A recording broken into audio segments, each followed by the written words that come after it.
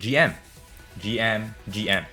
So, if you watched yesterday's video, I said that I wanted to make a topic about when to use Swift Rush and when to use Strive, right? And this is going to be an unfair advantage because if you understand how to build your units properly, or even, just have an idea on how a unit is supposed to function and which one helps it better, you can always, gear a lot stronger, gear a lot more efficiently, and most importantly, this is how you gear gap people. Because let's be real here, okay?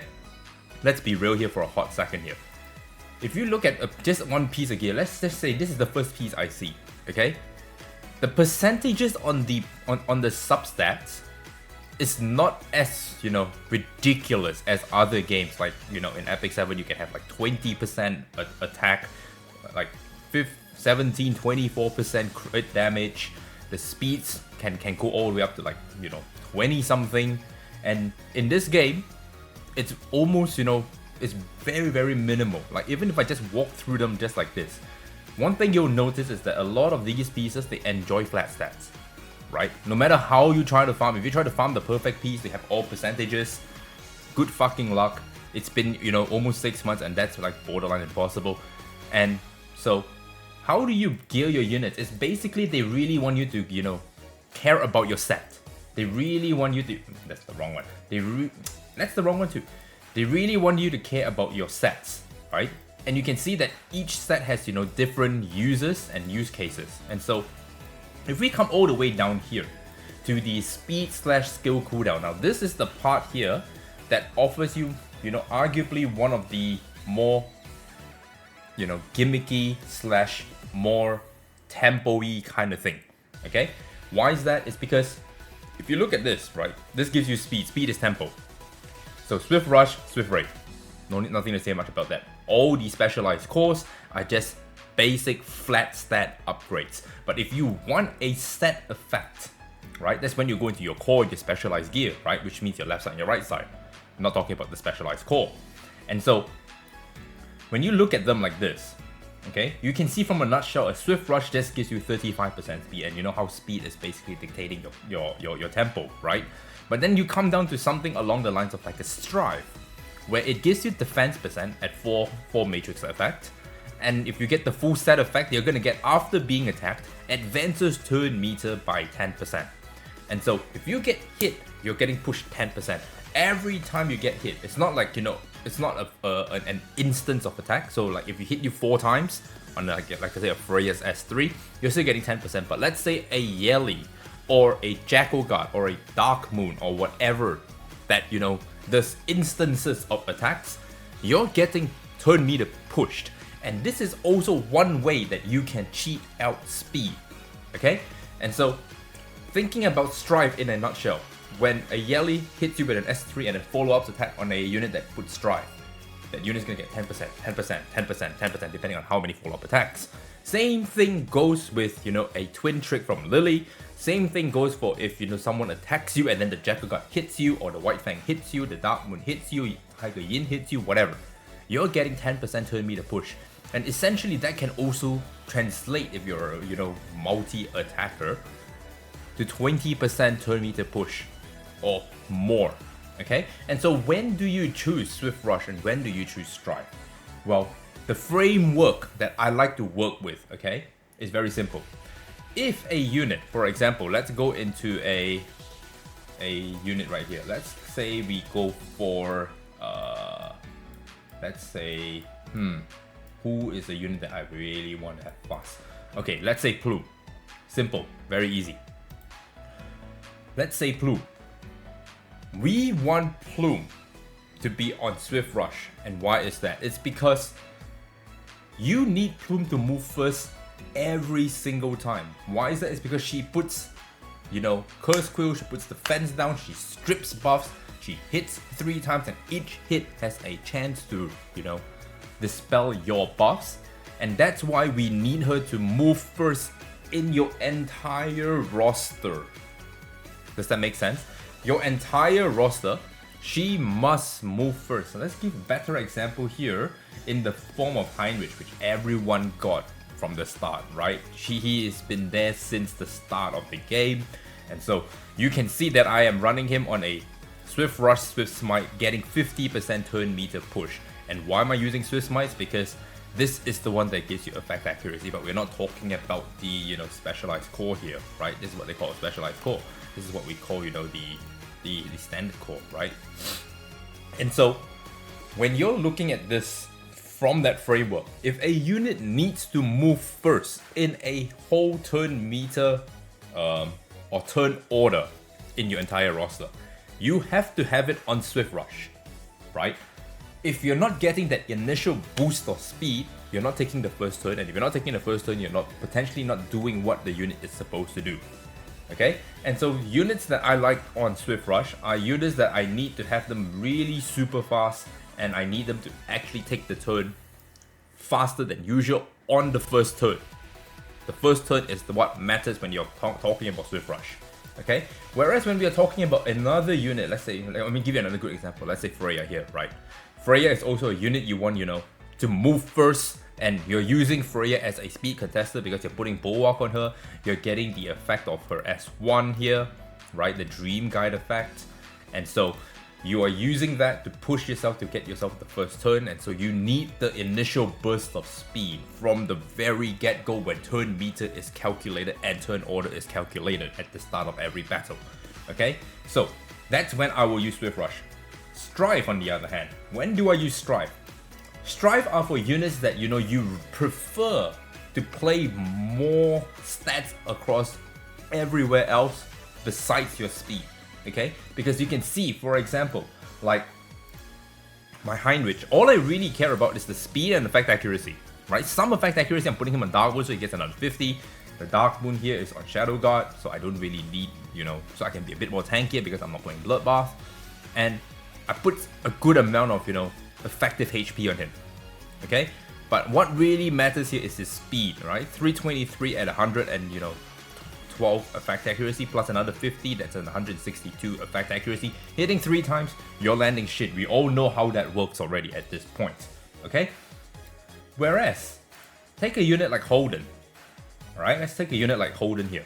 Holden, you don't need him to move super fast unless you are playing him like a CC unit where you're trying to put attack down first so that you become a bit more tankier. He can wrap around and then he's gonna just reset a unit. That can work too. But if you're playing him as a bruiser on Artisan, for example, speed is not his priority. What you want to do is you want to worry about everything else. Like, he needs crit rate, he needs some effect accuracy, he needs some defense, he needs some crit damage, he needs some HP. You need to allocate all of these stats onto him so that he actually functions like a proper bruiser, correct? And so having him, you know, sacrificing, let's say, alright, let's say some effect accuracy into speed, some defense here, let's say you want 3500 max, take away 62 defense, put it in here, maybe min-maxing 2% crit can go into speed here and makes it, let's say he goes up to 230. But your 85 crit, your 3.5k defense, you have maybe, you know, 20 effect accuracy at best because it all comes from your Ether plate. And that's about it. You don't even have a whole lot of crit damage here. Let's say your crit damage is like, let's say 160. Okay? Sure you get the speed initially if you're running him on, let's say, a Swift Rush, right? Sure, he gets 230 speed, he gets to take the turn a lot faster than usual, but after that, he's still a slow fuck. You know what I mean?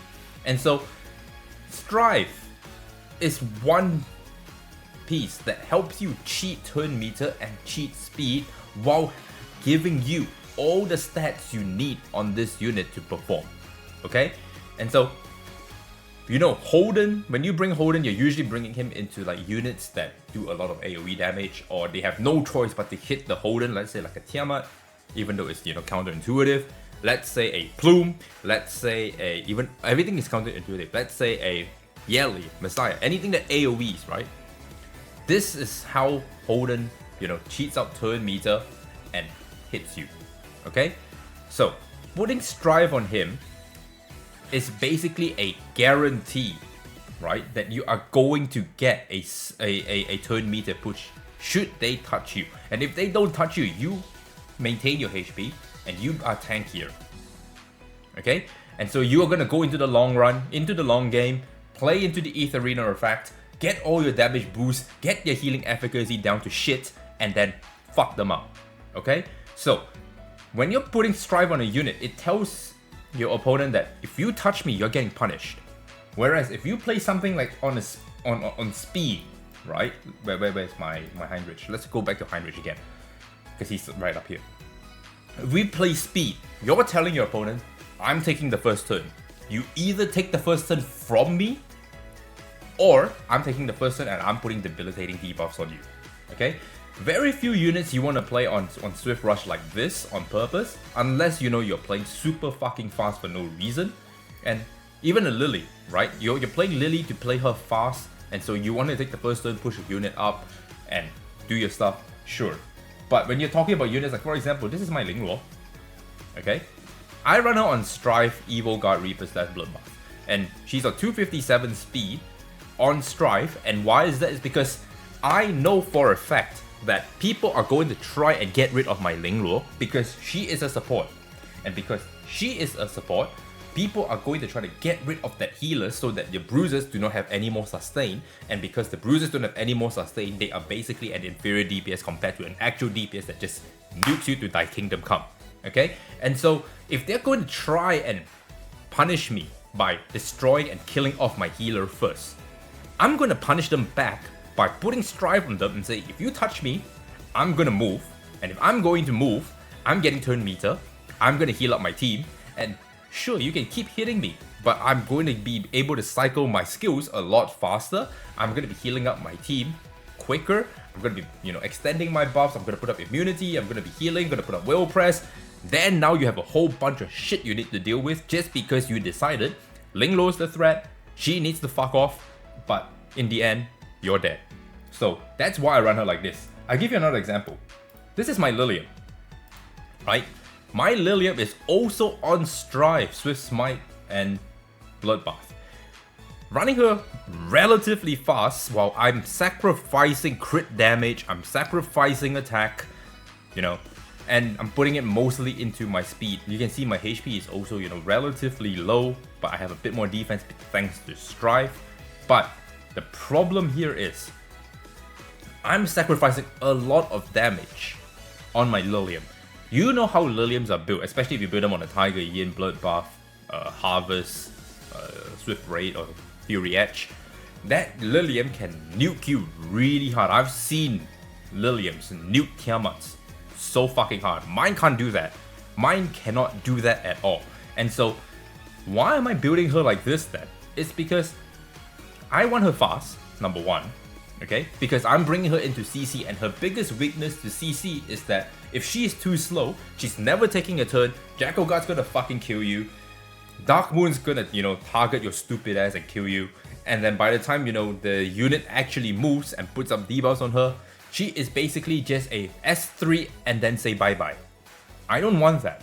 I want her to punish people, because when you're playing CC, for example, you are doing a bunch of AoEs because you want the entire team to get CC, right?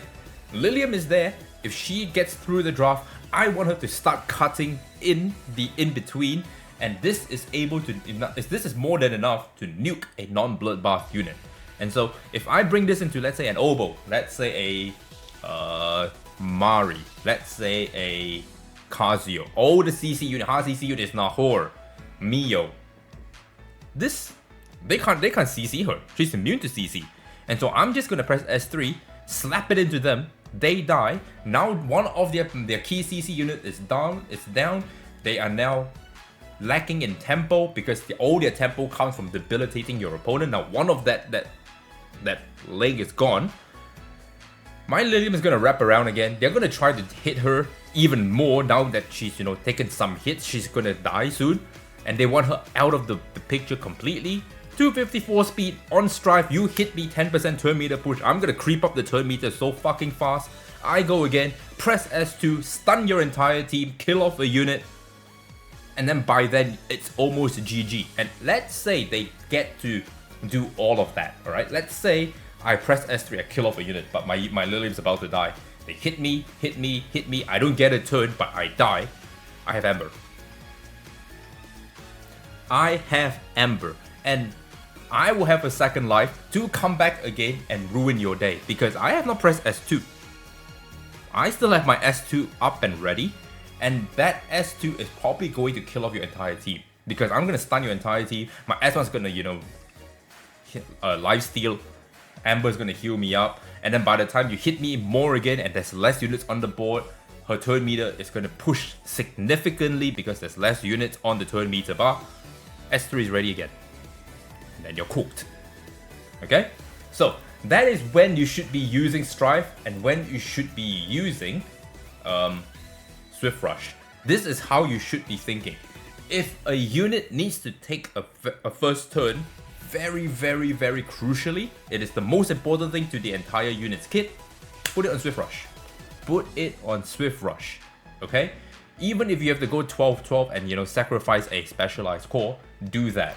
And you can see, if I go into my F2P account, you can see this is exactly what I did on my Lily over here, right?